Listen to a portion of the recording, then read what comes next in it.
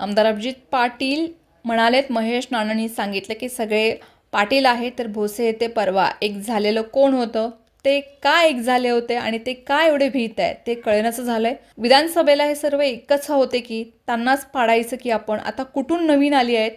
एक फक्त मागे राहिला होता, तो पुढे आलाय. भोसे येथे परवाचा कार्यक्रम राजकीय नसतानाही राजकीय बोललं गेलं. पाया पडून 300 ते 350 कोटी आणतोय असं सांगितलं. होय, मी नक्की आणतोय.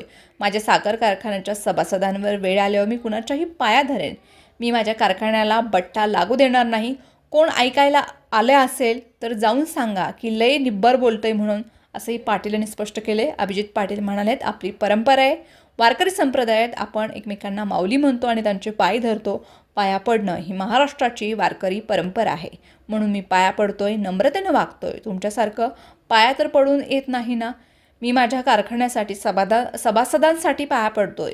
मी पाया पडून मागच्या दारानं विधान परिषद तर भागत नाही ना. माझ्या सभासदांसाठी मी मागतोय, हे माझं कर्तव्य आहे.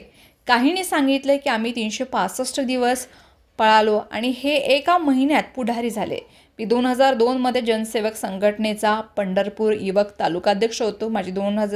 माझी 22 वर्ष राजकारणात गेले. बापूंची बॅटरी 2004मध्ये मी माझ्या हातात घेतली. त्यानंतर 2005मध्ये मी ग्रामपंचायत सदस्य होतो. मी जवळपास 20 ते 22 वर्ष खर्च केलेत. त्यानंतर मला कुठेतरी ओळखायला लागलेत, असंही त्यांनी नमूद केले. उचललं की नाही बघण्यासाठी आम्हाला रात्री 2 वाजता फोन करतात. ते म्हणालेत, लोकांनी मला 30,600 मतांनी निवडून दिले आणि त्यांना निवडून देत नाहीत. तेच कबूल करतात. 365 दिवस झिजून काय उपयोग आहे. तुम्ही जर प्रामाणिकपणे झिजला असता तर लोकांनी तुम्हाला निवडून दिलं असतं. तेच नाही होत.